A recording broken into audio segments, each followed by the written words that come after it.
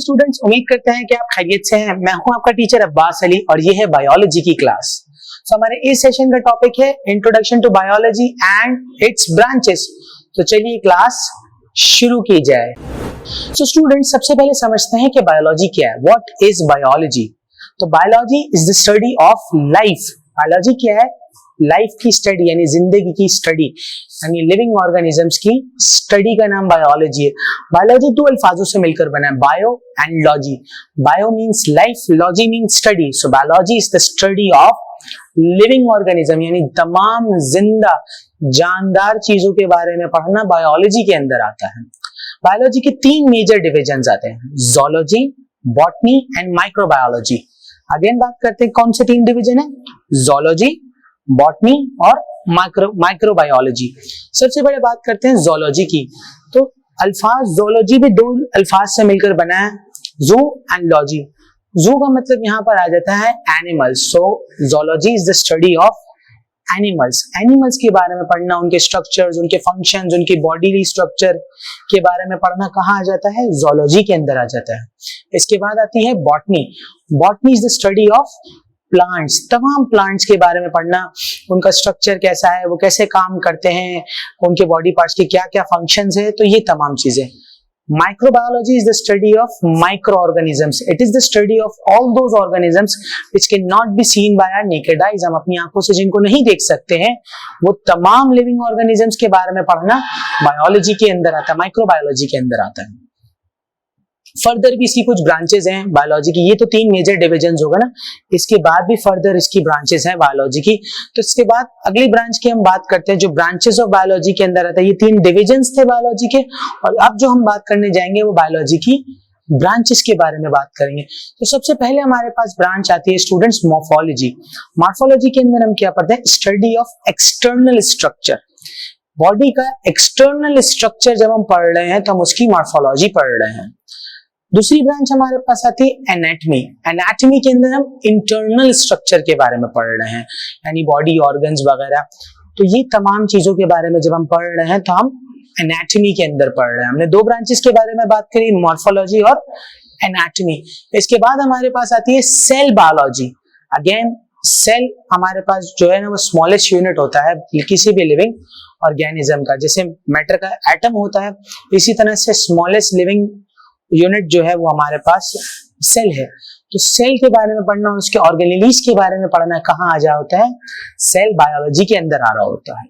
So students, next branch हमारे पास आती है फिजियोलॉजी। फिजियोलॉजी के फंक्शंस ऑफ लिविंग ऑर्गेनिजम्स के बारे में पढ़ना, यानी लिविंग ऑर्गेनिजम्स के क्या क्या फंक्शंस हैं, क्या क्या उनके जो है ना वो काम है, उनके बॉडी पार्ट्स के, उनके तो उनके बारे में पढ़ना किस में आ जाता है? फिजियोलॉजी के अंदर आ जाता है। मॉर्फोलॉजी के अंदर हम स्ट्रक्चर पे बात करते हैं, फिजियोलॉजी में हम फंक्शंस पे बात करते हैं। नेक्स्ट हमारे पास ब्रांच आती है स्टूडेंट्स, नेक्स्ट आती है हिस्टोलॉजी। हिस्टोलॉजी के अंदर हिस्ट्री नहीं पढ़ते, हिस्टोलॉजी के अंदर पढ़ते हैं study, it is the study of tissues. Tissues की स्टडी। ये कौन सा टिश्यू है? तो हम टिश्यू पेपर यूज करते हैं? नहीं, ये वो टिश्यू नहीं है। ये कौन सा टिश्यू है? जब बहुत सारे bunch of cells, same cells आपस में मिलते हैं तो वो टिश्यूज बनाते हैं। ये बिल्कुल वैसा ही है जैसा आपने केमिस्ट्री के अंदर पढ़ा होगा, जब एटम्स मिलते हैं मॉलिक्यूल बनाते हैं। तो ये बिल्कुल ऐसा ही कि जब सेम काइंड के टिश्यूज, सेम काइंड के सेल्स आपस में मिलते हैं तो ये टिश्यू बनाते हैं। टिश्यू पेपर वाला टिश्यू नहीं है, और ना हम हिस्ट्री पढ़ते हैं हिस्टोलॉजी के अंदर। सही है। So histology is the study of tissues, tissues का फंक्शंस, टिश्यूज का स्ट्रक्चर, इस तमाम चीजों के बारे में हम हिस्टोलॉजी के अंदर पढ़ रहे होते हैं। नेक्स्ट हमारे पास ब्रांच आती है स्टूडेंट टेक्सोनॉमी। टेक्सोनॉमी में क्या होता है? अब चूंकि बायोलॉजी डे बाय डे इतनी बढ़ रही है, दिन ब दिन हम नए नए ऑर्गेनिजम्स डिस्कवर कर रहे हैं। आज तक पता नहीं कितने ऑर्गेनिजम्स ऐसे जो अब तक पानी के अंदर मौजूद है और हमें पता नहीं है। कितने ऐसे लिविंग ऑर्गेनिजम्स है जो शायद हमारे इकोसिस्टम में एग्जिस्ट करते हैं लेकिन हमें पता नहीं है। तो हम डे बाय डे बहुत से लिविंग ऑर्गेनिजम्स को डिस्कवर कर रहे हैं। तो कौन सा लिविंग ऑर्गेनिज्म किस ब्रांच में आएगा, कहाँ हम उसको स्टडी करेंगे? So classifying all those living organisms is termed as taxonomy. Taxonomy में हम क्या कर रहे होते हैं कि हम लिविंग ऑर्गेनिजम्स को क्लासिफाई कर रहे होते हैं on the basis of their structures, body structure, in their functions, their mode of nutrition. इसके बेसिस पर हम क्या कर रहे होते हैं? उन्हें डिवाइड कर रहे होते हैं मुख्तलिफ ब्रांचेस के अंदर। जैसे मैमल्स में डिवाइड कर दिया या बर्ड्स में डिवाइड कर दिया, तो ये अलग अलग ब्रांचेस हैं, इनके अंदर हम लिविंग ऑर्गेनिजम्स को डिवाइड कर रहे होते हैं। तो अब तक हमने कितनी ब्रांचेस पढ़ ली? हमने पढ़ ली मोर्फोलॉजी, हमने पढ़ ली एनाटॉमी, फिर हमने हिस्टोलॉजी पढ़ी, फिर हमने सेल बायोलॉजी पढ़ी, हमने टेक्सोनॉमी पढ़ी, हमने फिजियोलॉजी पढ़ी। चलते हैं अगली ब्रांच की तरफ। सो स्टूडेंट्स, हमारी अगली ब्रांच आती है जेनेटिक्स। जेनेटिक्स क्या है? हेरिडिटी मटेरियल का ट्रांसफर, हेरिडिटी इंफॉर्मेशन का transfer from parents to their offspring. अब ये हेरिडिटी मटेरियल क्या है, ये हेरिडिटी इंफॉर्मेशन क्या है? तो इसको समझने के लिए हम एक एग्जांपल लेते हैं। जैसे हमारे अंदर कुछ खुसूसियत ऐसी होती हैं जो हमारे पेरेंट्स से लिंक करती हैं। अक्सर हमने सुना होगा, हमारे रिश्तेदार हमें कह रहे होते हैं कि भाई तुम यहाँ पापा पे गए हो, यहाँ तुम मम्मी पर गए हो। तो ये जो कह रहे होते हैं ये बेसिकली हेरिडिटी इंफॉर्मेशन की बात कर रहे होते हैं।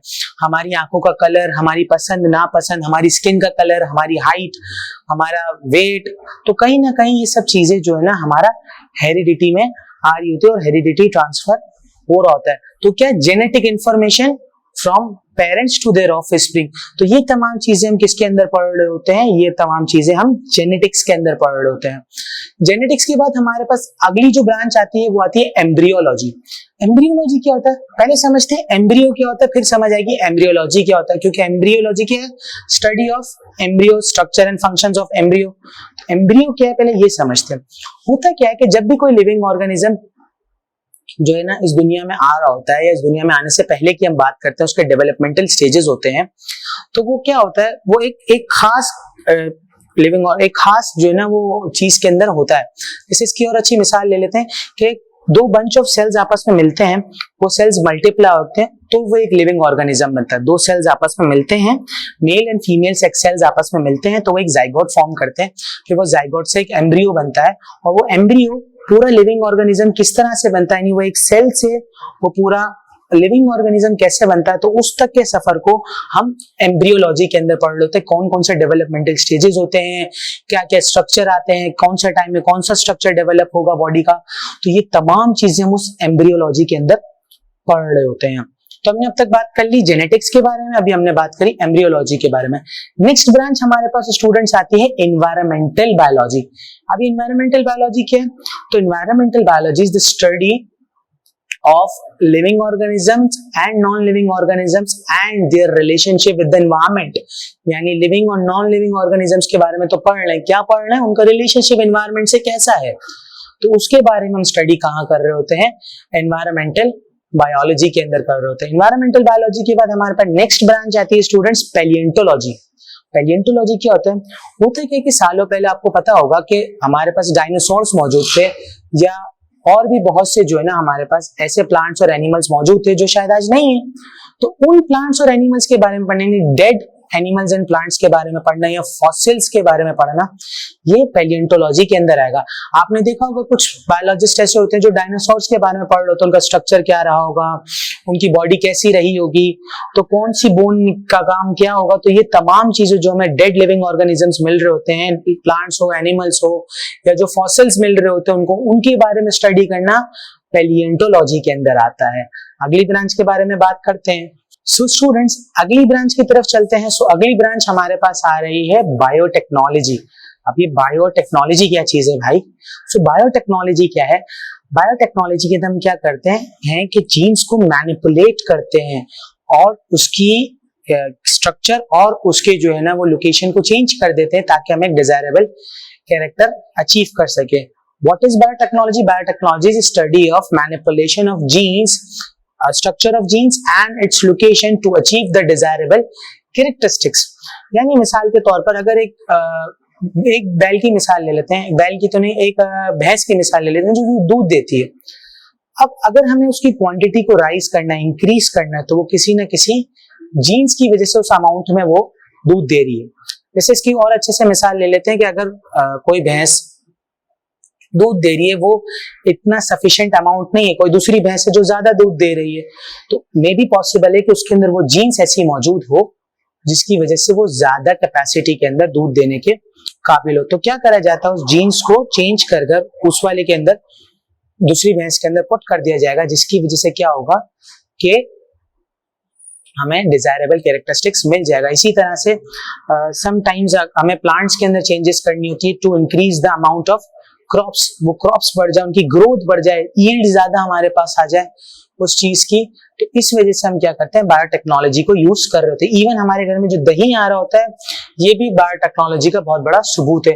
इवन जो डायबिटिक पेशेंट्स होते हैं, उनको इंसुलिन लग रही होती है, they are also the result of biotechnology. So biotechnology is a very beneficial branch of biology. अगली बात करते हैं सोशियो बायोलॉजी। सोशियो बायोलॉजी का क्या मतलब होता है, लिविंग ऑर्गेनिजम्स का आपस में कैसा इंटरेक्शन है। सोशल हम बात करते हैं ना, आपस में कैसा इंटरेक्शन है, एक लिविंग ऑर्गेनिज्म का दूसरे लिविंग ऑर्गेनिजम्स के साथ कैसा रिलेशनशिप है, उसके बारे में हम बात कर रहे होते हैं। दूसरी ब्रांच की तरफ चलते हैं। अगली ब्रांच जो हमारे पास आती है वो आती है parasitology. Parasitology study of parasites, कीड़े मकोड़ों के बारे में, पैरासाइट्स के बारे में पढ़ना, ये क्या है, पैरासाइटोलॉजी। इसके बाद हमारे पास अगली ब्रांच आती है फार्माकोलॉजी। फार्माकोलॉजी कौन सी ब्रांच होती है, फार्माकोलॉजी एक ऐसी ब्रांच होती है जिसके अंदर हम मेडिसिनल ड्रग्स के बारे में पढ़ रहे होते हैं, हर किस्म के ड्रग्स के बारे में पढ़ रहे होते हैं। ड्रग्स क्या होती है, मेडिसिन होती हैं जो हमें फायदा भी पहुंचाती हैं और एडिक्टिव भी होती है, दोनों ड्रग्स होती हैं। तो pharmacology is the study of medicine या drugs which is beneficial for humans. हम अपने इलाज के लिए मेडिसिन इस्तेमाल करते हैं, तो इन चीजों के बारे में हम फार्माकोलॉजी के अंदर पढ़ते हैं। तो अगली ब्रांच के बारे में बात करते हैं कि नेक्स्ट ब्रांच हमारी कौन सी होगी। तो स्टूडेंट्स, नेक्स्ट ब्रांच हमारे पास आती है मॉलिक्यूलर बायोलॉजी। मॉलिक्यूलर बायोलॉजी के अंदर हम ऑर्गेनिक कंपाउंड्स के बारे में पढ़ रहे होते हैं, ऑर्गेनिक मॉलिक्यूल्स के बारे में पढ़ रहे होते हैं, जो जिससे मिलकर हमारे सेल और सेल ऑर्गेनेलीज बन रहे होते हैं। तो इन तमाम मॉलिक्यूल्स के बारे में हम मॉलिक्यूलर बायोलॉजी के अंदर पढ़ते हैं। सो हमारी ब्रांचेस खत्म होती हैं यहीं पर।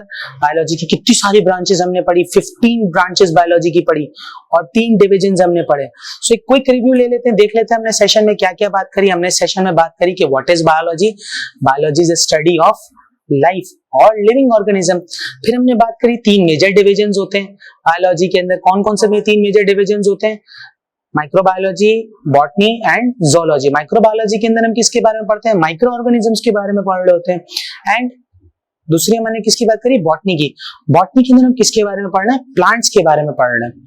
बॉटनी के बाद तीसरी ब्रांच हमने कौन सी बात करी, तीसरी ब्रांच हमने बात करी जोलॉजी। जोलॉजी के अंदर हम किसके बारे में बात कर रहे हैं, या पढ़ रहे हैं स्ट्रक्चर एंड फंक्शन किसका पढ़ रहे हैं, एनिमल्स का पढ़ रहे हैं। So that's all for today students. So हमारी वीडियो को लाइक कीजिए, शेयर कीजिए, हमारे चैनल को सब्सक्राइब करें और हमारी वेबसाइट पर जाओ। यार हर वीडियो में बोलता हूँ, जाते ही नहीं हो, जाओ हमारी वेबसाइट पर, हमारी एप्लीकेशन डाउनलोड करो और ज्यादा से ज्यादा शेयर करो, ताकि इसी तरह से हम आपके लिए कंटेंट ला सके। ये हमें मोटिवेट करेगा ताकि हम आपके लिए कंटेंट को ला सकें। सो स्टे ट्यून्ड, अपना बहुत सारा ख्याल रखिएगा। जब तक के लिए खुदा हाफिज।